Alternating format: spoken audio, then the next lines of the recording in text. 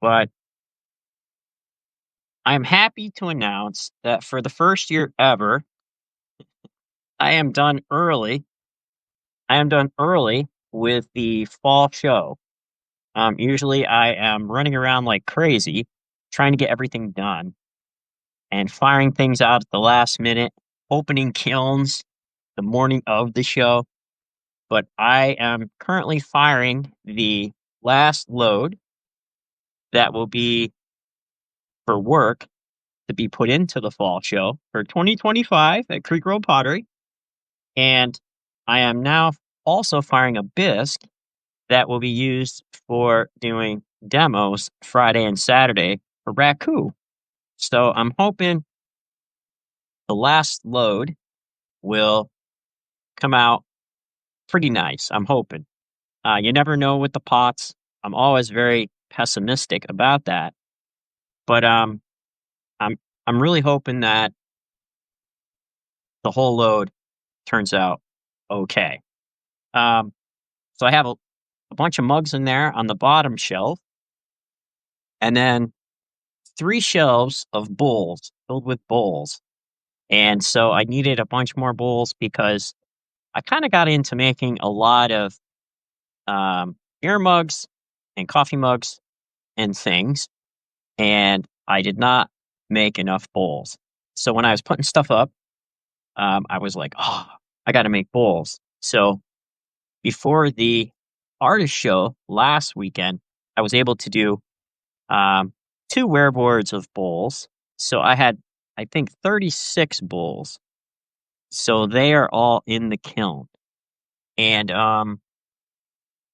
inside, I was able to have raku pots this year. So I did a show back in the summer, and I had some pots left over from that. I had 6 pots left over. I sold 2 on the artist trail, and I was really surprised because a lot of times on those trails, larger pieces don't sell all that well, right?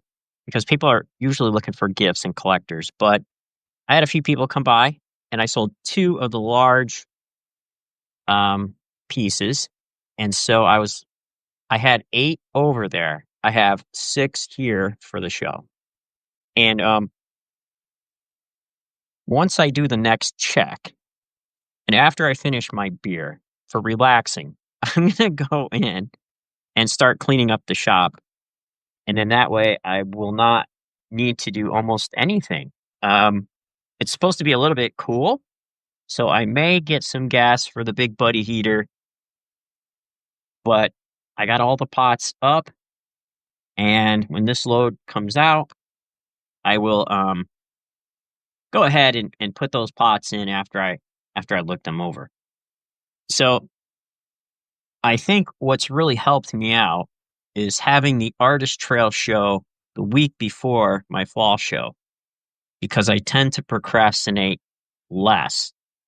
So what happened was I panicked and I was afraid that I would not have enough for the artist trail show. So I overmade, and then I had work in inventory that I could put up for the fall show. And so they were in different areas far enough apart, so I would be able to do that. Like, it wasn't like my neighbors coming over and buying things early that would have been in the fall show. So this year, will be the Pumpkin Trail. Um, it's part of the trail that I have my show on, in collaboration with other businesses. So there's 15 other businesses, and we've been having the Pumpkin Trail. It's been going on for 14 years. I've been a part of it, I think, for 5 or 6 years. And so 6 years ago, they came down and asked me to be on the trail once they found out I was making pots again. I've been making pots here. It'll be 10 years in February. So that's kind of nice. Um, so another thing that I really wish I would have done was get gravel for the parking space because there was a time 2 years ago where a lady got stuck and my my pops and I had to go push her out. And thanks to goodness my dad was here, he could help me. He's still a pretty tough guy, and we were able to push the lady out. But my yard gets very damp and wet for people to park in there, and I do have gravel in front of the shed, but it's not very hard surface if there's a lot of rain in the yard, right? so so sometimes I need to rope that off. But it's been so dry, I may not worry about it. Like it seems to be okay. I would take you into the shop, but it's very messy in there, and I have a lot of cleaning to do up. But all the pots are on the shelves, and I got a I used a lot of glazes that had a lot of iron and rutile. So I was able to manipulate the kiln atmospheres to bring some of those colors up, some oranges, and I plan to do the same with this load here. So that's why I'm kind of hanging out, watching, seeing what's happening with that glaze fire, being sure that um, the flame height stays the same inside the kiln. I fire all manual here, and I don't use a pyrometer. I only use shelf cones to look through the spy hole. And so I go off by sight, sound, smell, and I listen to how the kiln's breathing and how high up the sides the flame is on the turnups. And then when I manipulate the atmosphere in the kiln, I either close the damper, and there's a whole host of things that you can do. So over the years, the only thing I've fired with here are gas updrafts. So I became fairly decent at firing the gas updrafts. They're a big pain to even out the temperature because your updrafts, either the bottom or the tops, will be hot. And each kiln is different. So there are a lot of things that I need to do to the kiln to make sure I get an even temperature, because a lot of times, if you just fired and you did nothing, your top shelf could be a whole cone off than the bottom. So you could have the top overfire and the bottom under fire. So what I'm going for here, I have a cone 6 in the center, cone 6 on the top, and a cone 5 on the bottom. So I run a wide range glaze with a clay body that can handle those different temperatures. And so I need to I need to bend the bottom cone 5 all the way down, and I need to have it there for 15 minutes without overfiring that top.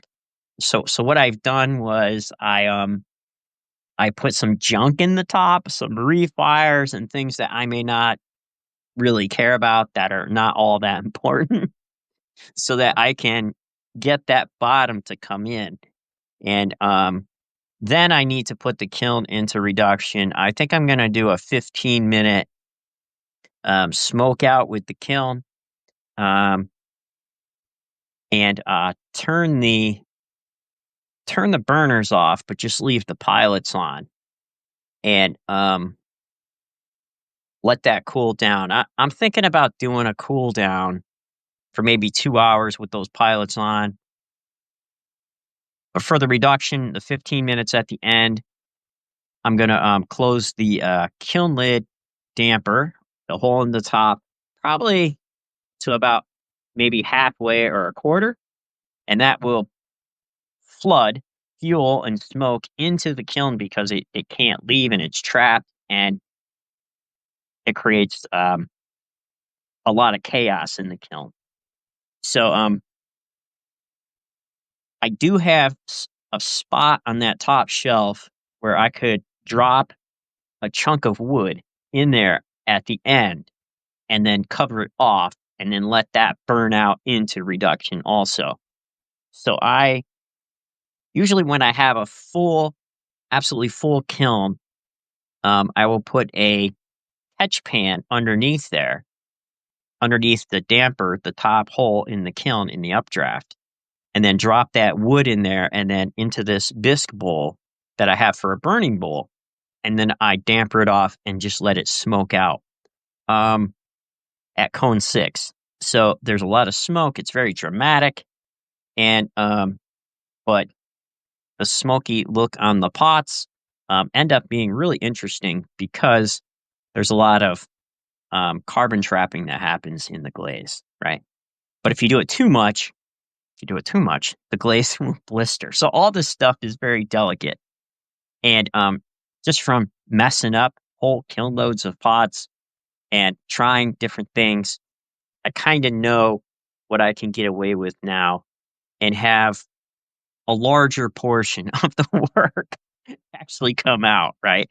Because here at Creek Road Pottery, it's all chaos and not everything we do will work, but that's okay because we're trying new things and everything we do is practice, right? So I hope that you created something today because life is far too short not to.